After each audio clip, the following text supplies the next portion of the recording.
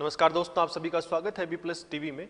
मैं हूं अमित बुडानिया और आप देख रहे हैं हमारा विशेष कार्यक्रम नॉलेज कॉर्नर। इस कार्यक्रम का आयोजन नियमित सोमवार से शनिवार को शाम 4 बजे किया जाता है। इसका उद्देश्य है यूपीएससी और आरएस की परीक्षा के संदर्भ में जितने भी करंट अफेयर्स और जो जरूरी मुद्दे होते हैं उन पर संपूर्ण चर्चा करना। हालांकि हम ये सुनिश्चित करते हैं कि इस चर्चा के दौरान वो संपूर्ण सामग्री आपके साथ साझा की जाए, जिससे भविष्य में आपको किसी अन्य स्रोत की आवश्यकता ना पड़े। इसके साथ साथ एक जरूरी सूचना मैं आपके साथ साझा करने जा रहा हूं। एबी प्लस टीवी के जितने भी कार्यक्रम हैं उन सभी की रिकॉर्डिंग्स ऐप के माध्यम से उपलब्ध करवा दी गई हैं। तो पीछे के जो कार्यक्रम आपसे छूट गए हैं, जो नए हमारे सदस्य हमसे अब जुड़े हैं, वो वहां से आप उनको पढ़ सकते हैं और उनका आनंद उठा सकते हैं। इस तरीके के निःशुल्क कार्यक्रम 300 भागों तक जारी रहेंगे। आज के इस विशेष कार्यक्रम में हम लोग जिस मुद्दे पर चर्चा करने जा रहे हैं वो है विद्यादान 2.0 प्रोग्राम। विद्यादान हाल ही में 23 अप्रैल को लॉन्च किया गया एक कार्यक्रम है शैक्षणिक उद्देश्य से, जो चर्चा का विषय भी और एक बहुत महत्वपूर्ण पहल रखी गई है। जब इस मुद्दे की बात करेंगे तो संपूर्ण विश्व कोरोना महामारी के संकट से गुजर रहा है और ऐसे में संपूर्ण विश्व की अर्थव्यवस्था और जन व्यवस्था ठप हो चुकी है। भारत की स्थिति भी बहुत नाजुक है, खास कर भारत जैसे इस राष्ट्र में जहां आबादी सबसे अधिक है। कुछ बुनियादी सुविधाएं हैं जो कभी नहीं रुकनी चाहिए, उनमें से एक शिक्षा है। शिक्षा माना जाता है मानव जीवन के लिए वो बुनियादी चीज है जिसका कभी भी अभाव नहीं होना चाहिए। ऐसे में इस उद्देश्य के साथ सरकार ने अपना एक नए पहल की शुरुआत की है, क्योंकि इस बीमारी से अभी निपटना थोड़ा मुश्किल है। भविष्य को देखते हुए इस शिक्षा को घर तक पहुंचाने के लिए सरकार ने एक नया मॉड्यूल शुरू किया है जिसका नाम है विद्यादान। हालांकि इसको पूर्णतः सरकारी स्तर पर लॉन्च करना संभव नहीं था, क्योंकि संपूर्ण देश में लॉकडाउन का दौर चल रहा है। इसलिए सरकार ने इसमें कुछ नए स्वरूप परिवर्तित किए हैं और अपनी ही जनता और देश की विभिन्न संस्थाओं से दान की अपील की है। हालांकि इस बार का दान थोड़ा अनोखा है, जो संपूर्ण विश्व को एक चर्चा का केंद्र बना देगा।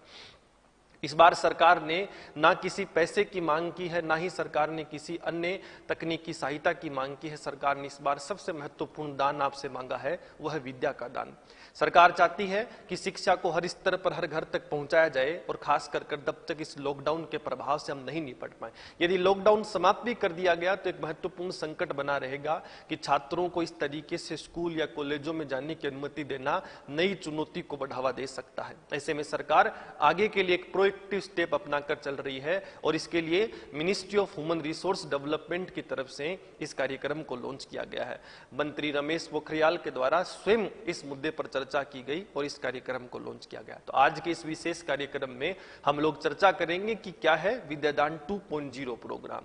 ये एक ऐसा डिजिटल ऑनलाइन प्लेटफॉर्म है जहां पर कंटेंट आप विद्यार्थियों के लिए साझा किया जाएगा, जिसमें डिजिटल कंटेंट होगा, वीडियोज होंगे, ई लर्निंग के लिए जो कंटेंट होंगे पीडीएफ के फॉर्म में उपलब्ध करवाए जाएंगे। इस कार्यक्रम में सभी स्कूल के छात्र यानी कक्षा 1 से लेकर 12वीं तक के प्लस उच्च शिक्षा के छात्र पीएचडी तक के स्तर का जो सामग्री होगी वो छात्रों को उपलब्ध करवाई जाएगी। इसके लिए सरकार ने कुछ व्यवस्थाएं की हैं, कुछ टीमों का निर्धारण किया है। जितने भी देश के जो संस्था और जो लोग हैं उनसे अपेक्षा की गई है कि वो अपने इस कंटेंट या जो सामग्री जो उन्होंने तैयार की है या वीडियो के माध्यम से तैयार कर सरकार को दान कर सकते हैं। सरकार इस कार्यक्रम के तहत कुछ विशेष प्रावधान रखेगी। उन प्रावधानों की बात करूंगा तो अभी सरकार ने एक अनुमति दी है कि इस पूरे पोर्टल से जुड़ने के लिए 10 मई तक जितनी भी देश के नागरिक और संस्थाएं जो इस कंटेंट को साझा करना चाहते हैं वो जुड़ सकते हैं। तो 10 मई तक रजिस्ट्रेशन का समय सरकार की तरफ से दिया गया है। 10 मई के बाद में जब आपको मंजूरी मिल जाती है तब आपके लिए एक प्रावधान रखा गया है कि 16 मई से लेकर 26 मई तक आपको अपने इस कंटेंट को, जो वीडियो के फॉर्म में हो सकता है, ऑडियो के फॉर्म में हो सकता है, पीडीएफ के फॉर्म में हो सकता है, वो आपको सरकार को उपलब्ध करवाना है इस पोर्टल पर। आपका ये जो रजिस्ट्रेशन होगा ये दीक्षा पोर्टल पर होगा। दीक्षा पोर्टल 2017 से डिजिटल एजुकेशन में सरकार की तरफ से काम कर रहा है। अनेक राज्यों में ये बेहतरीन तरीके से काम कर रहा है।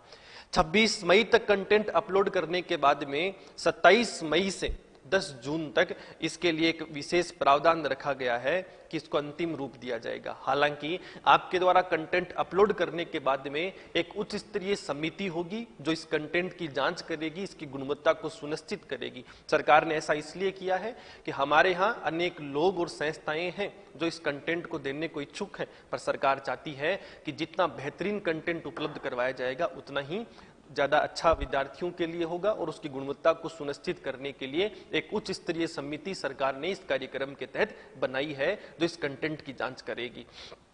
इसके अलावा शुरुआती स्तर पर जो ई लर्निंग का कंटेंट है वो सीबीएसई की प्रोग्राम्स के लिए शुरू किया गया है। सीबीएसई की कक्षा 1 से लेकर 12 तक का जो कंटेंट है वो इस पर अपलोड किया जाएगा।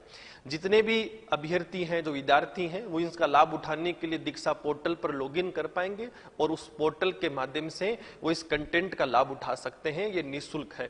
सरकार ने जिस उद्देश्य से इसे शुरू किया है कि लॉकडाउन के समय में और भविष्य में जब तक स्कूलों को खोला नहीं जाता है, जितनी कॉलेजों को मंजूरी नहीं मिलती है, तब तक छात्र अपनी इस बुनियादी आवश्यकता को घर बैठे जारी रख सकते हैं।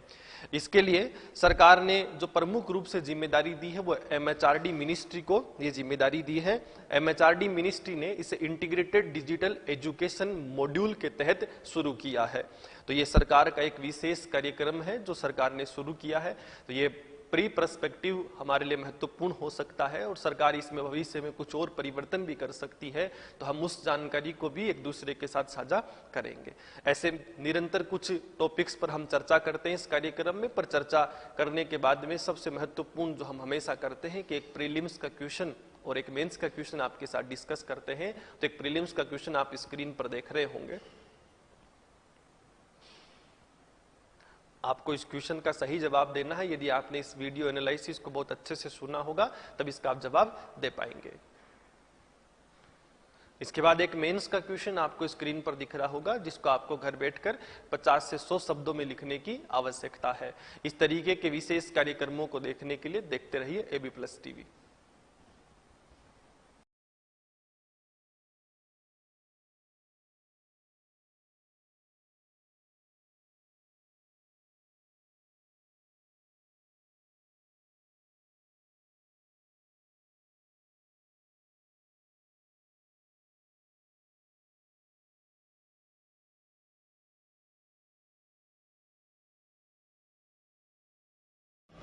इस कार्यक्रम में यूपीएससी और आरएएस की परीक्षा के संदर्भ में करंट अफेयर्स और जरूरी मुद्दों पर चर्चा होती है। हमारा उद्देश्य किसी धर्म, जाति, स्थान, व्यक्ति को आहत करना नहीं है। हमारे विचार केवल शिक्षित समाज बनाने के दिशा में है। धन्यवाद।